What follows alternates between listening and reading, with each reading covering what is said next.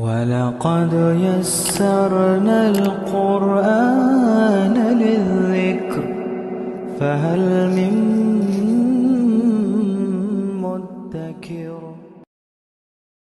بسم اللہ الرحمن الرحیم۔ منافق مرد اور منافق عورتیں آپس میں ایک دوسرے کی طرح ہیں، حکم دیتے ہیں برائی کا اور منع کرتے ہیں بھلائی سے، اور روکے رکھتے ہیں اپنے ہاتھ خرچ کرنے سے۔ بھلا دیا انہوں نے اللہ کو تو اس نے بھلا دیا ان کو، بے شک منافق ہی نافرمان ہے۔ وعدہ کیا ہے اللہ نے منافق مردوں اور منافق عورتوں اور کافروں سے آتش جہنم کا، رہیں گے وہ ہمیشہ جس میں، وہی ان کو کافی ہے، اور لعنت کر دی ہے اللہ نے کافروں پر اور منافقوں پر، اور ان کے لیے عذاب ہے ہمیشہ قائم رہنے والا۔ مانند ان لوگوں کے ہو چکے جو تم سے پہلے تھے، وہ زیادہ تم سے قوت میں اور کثرت والے اموال اور اولاد میں، بس فائدہ اٹھا چکے وہ اپنے حصے کا، تو فائدہ اٹھا لیا تم نے اپنے حصے کا، جس طرح فائدہ اٹھا چکے ہیں وہ لوگ جو تم سے پہلے تھے، اور تم باطل میں ڈوبے رہے جس طرح وہ باطل میں ڈوبے رہے۔ یہ لوگ ہیں ضائع ہو گئے جن کے اعمال دنیا میں اور آخرت میں بھی، اور یہی لوگ ہیں جو نقصان اٹھانے والے ہیں۔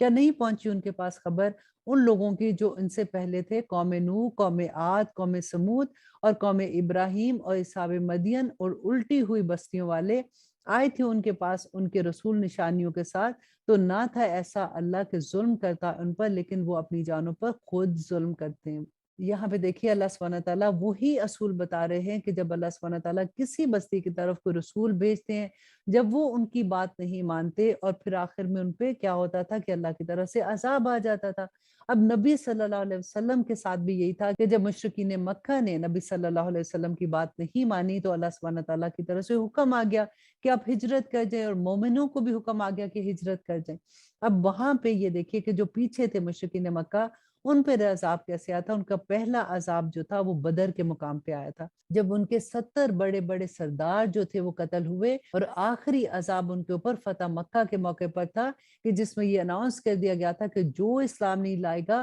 وہ یہاں سے شہر سے نکل جائے یا پھر اس کو قتل کر دیا جائے گا۔ اور مومن مرد اور مومن عورتیں ایک دوسرے کے رفیق ہیں، حکم دیتے ہیں بھلائی کا اور منع کرتے ہیں برائی سے، اور قائم کرتے ہیں نماز اور ادا کرتے ہیں زکوٰۃ، اور اطاعت کرتے ہیں اللہ اور اس کے رسول کی۔ یہی لوگ ہیں عنقریب رحم کرے گا جن پر اللہ، بے شک اللہ غالب ہے، حکمت والا ہے۔ وعدہ کیا ہے اللہ نے مومن مرد اور مومن عورتوں سے بہشتوں کا، بہ رہی ہیں جن کے نیچے نہریں، وہ رہیں گے ہمیشہ ان میں، اور نفیس مکانات بہشتوں میں جو ابدی ہیں، اور رضامندی اللہ کی سب سے بڑھ کر یہی ہے وہ کامیابی جو بہت بڑی ہے۔ اور اے نبی جہاد کرو کافروں اور منافقوں سے۔ اب یہاں پہ دیکھیے منافقین کے خلاف بھی جہاد کا حکم ہے، اور سختی کرو ان پر، اور ان کا ٹھکانہ دوزخ ہے، اور وہ بڑا ہی بدترین ٹھکانہ ہے۔ قسمیں کھاتے ہیں یہ اللہ کی کہ نہیں کہا انہوں نے، حالانکہ ضرور کہا ہے انہوں نے کلمہ کفر کا، اور کافر ہو گئے ہیں یہ اپنے اسلام لانے کے بعد، اور قصد کر چکے ہیں ایسی باتوں کا نہیں جس پر قدرت پا سکے،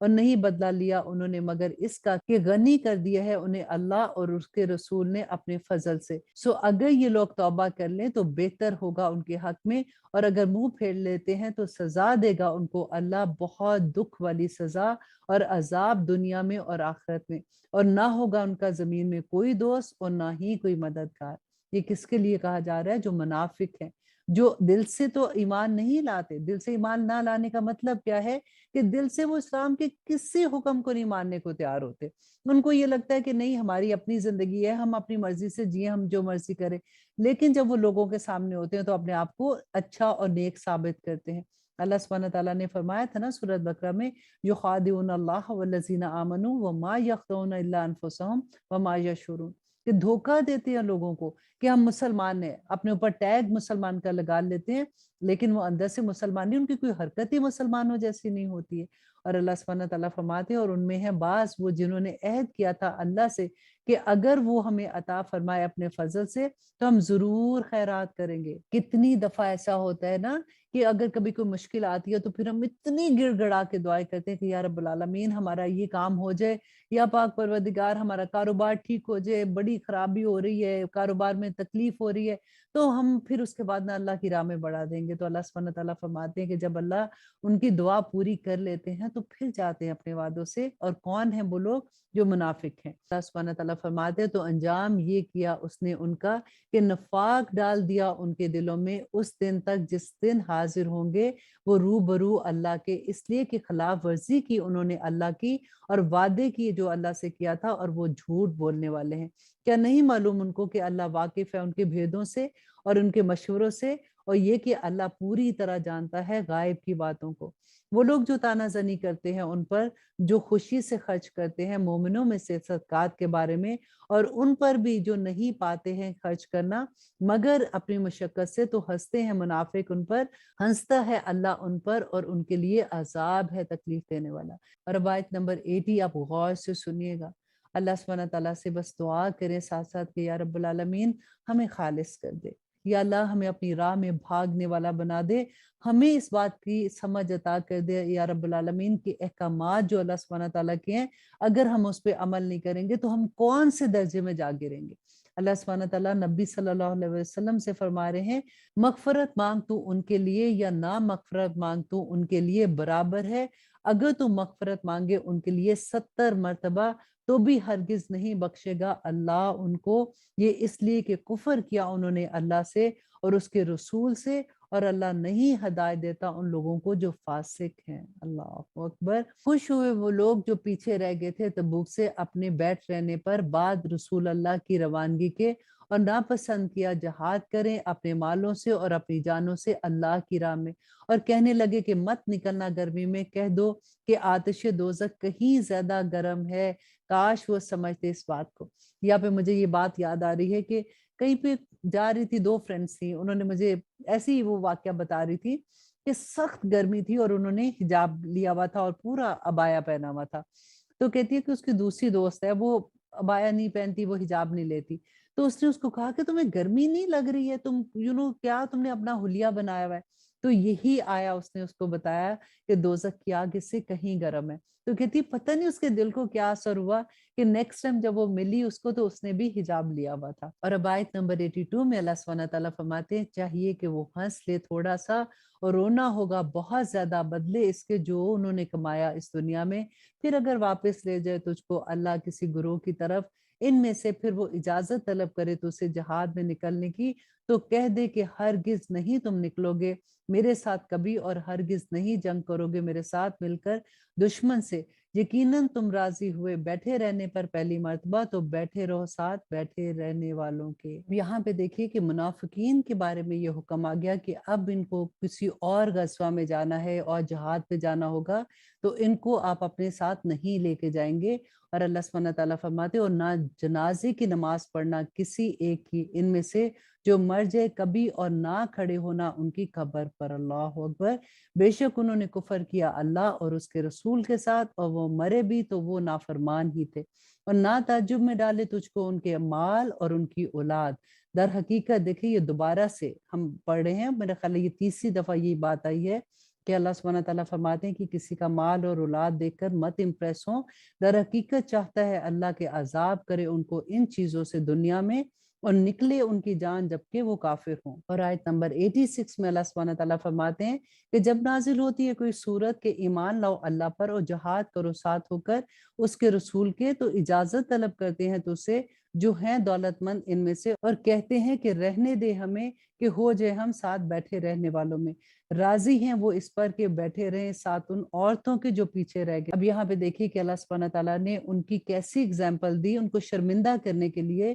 کیونکہ جب جہاد پہ جاتے تھے تو عورتیں اور بچے تو پیچھے رہتے تھے، تو اللہ سبحانہ تعالیٰ نے فرمایا کہ ان کو رہنے دو عورتوں کے ساتھ ہی، اسی قابل ہیں کہ راضی ہیں وہ اس پر کہ بیٹھے رہیں ساتھ ان عورتوں کے جو پیچھے رہ جاتی ہیں، اور مہر لگا دی گئی ہے ان کے دلوں پر سو وہ نہیں سمجھتے۔ لیکن رسول اور وہ لوگ جو ایمان لائے اس کے ساتھ جہاد کیا انہوں نے اپنے مالوں سے اور اپنی جانوں سے، اور یہی لوگ ہیں جن کے لیے ہیں بھلائیاں، اور یہی لوگ ہیں جو فلاح پانے والے ہیں۔ اب ہم کتنی دفعہ پڑھ چکے کہ جہاد کیا اور اپنا مال اللہ کی راہ میں خرچ کیا۔ آج بھی آپ دیکھیے کہ جس وقت دین کو ضرورت ہوتی ہے نا، ہمارے گھر بھرے ہوئے، ہمارے اپوزٹ ہی صرف دیکھیں کہ کیا حال ہوتا ہے، اور اللہ کا دین اتنا غریب۔ اور آپ دیکھیے کہ آپ اپنے محلے کی مسجدیں کبھی جا کے دیکھیں، آپ نے کبھی یہ سوچا کہ ان مسجدوں میں جو خرچے ہو رہے ہیں وہ کیسے پورے ہو رہے ہیں؟ وہاں کے جو امام ہیں یا وہاں پہ جو بچے باہر سے پڑھنے آتے ہیں ان کا خرچہ کون پورا کر رہا ہے؟ تو اللہ کے دین کو جب ضرورت ہوتی ہے تو اللہ سبحانہ تعالیٰ یہی فرماتے ہیں کہ تم اپنے گھر بھرتے رہو، تم اپنی اولادوں کو دیکھتے رہو، تمہیں کوئی فکر نہ ہو کہ اللہ کا دین کیسے غالب آئے گا کہ نہیں آئے گا۔ اور یہی اللہ سبحانہ تعالیٰ ہمیں یہاں پہ سمجھا رہے ہیں، اور اللہ کرے کہ ہمیں یہ سمجھ آ جائے تاکہ پھر اللہ سبحانہ تعالیٰ کی جو خوشخبریاں ہیں وہ پانے والے بن جائیں۔ اللہ سبحانہ تعالیٰ فرماتے ہیں کہ تیار کر رکھی ہیں اللہ نے ان کے لیے باغات اور بہ رہی ہیں جن کے نیچے نہریں۔ کن کے لیے؟ جو مومن ہیں، جو اللہ سبحانہ تعالیٰ کے دین کے غلبے کے لیے کوشش کرتے ہیں اور رہیں گے وہ ہمیشہ ان میں، اور یہی بڑی کامیابی ہے۔ اور آئے عذر پیش کرنے والے عربی بدوؤں میں سے بھی تاکہ اجازت دیجئے ان کو جہاد میں نہ نکلنے کی، اور بیٹھ رہے گھروں میں وہ لوگ جنہوں نے جھوٹ بولا اللہ اور اس کے رسول سے، ان قریب پہنچے گا ان کو جنہوں نے کفر کیا ان میں سے عذاب دکھ دینے والا۔ لیکن نہیں ہے ضعیفوں پر اور نہ بیماروں پر اور نہ ان لوگوں پر نہیں جو کر پاتے کچھ خرچ اللہ کی راہ میں، جبکہ خیر خواہوں وہ اللہ کے اور اس کے رسول کے، نہیں ہے نیکوکاروں پر کسی طرح کا الزام، اور اللہ بخشنے والا اور مہربان ہے۔ اور یہاں پہ اللہ سبحانہ تعالیٰ نے یہی بتایا کہ جو وسعت نہیں رکھتے ہیں ان کو ڈرنے کی ضرورت نہیں ہے، کیونکہ اللہ سبحانہ تعالیٰ دلوں کا حال جانتا ہے، ان کے دل میں ایمان کتنا ہے، وہ نبی صلی اللہ علیہ وسلم کی اطاعت کیسے کریں، وہ اللہ سبحانہ تعالیٰ کے حکم کیسے مانتے ہیں، تو اللہ سبحانہ تعالیٰ وہی دیکھتے ہیں۔ اور آیت نمبر 92، اور نہ ہی الزام ہے ان لوگوں پر جب بھی آئے تیرے پاس تاکہ سواری دے تو انہیں، تو کہا تو نے کہ نہیں پاتا میں کچھ کے سوار کروں میں تمہیں جس پر، تو وہ لوٹ گئے اور ان کی آنکھیں اشکبار تھی آنسوں سے، غم کی وجہ سے کہ نہیں پاتے وہ کچھ خرچ کر سکیں۔ اب یہاں پہ دیکھیے کہ اللہ سبحانہ تعالیٰ وہی بات ہے نا کہ اللہ سبحانہ تعالیٰ دلوں کے حال جانتے ہیں۔ اب نبی صلی اللہ علیہ وسلم نے جب اناؤنس کر دیا کہ جہاد کے لیے نکلنا ہے تبوک کے لیے، تو کچھ لوگ ایسے تھے جن کے پاس اپنی سواریاں نہیں تھی، تو وہ نبی صلی اللہ علیہ وسلم کے پاس آتے ہیں، تو نبی صلی اللہ علیہ وسلم نے جب ان کو یہ بتایا کہ ان کے پاس ان کی سواری کا انتظام نہیں ہے،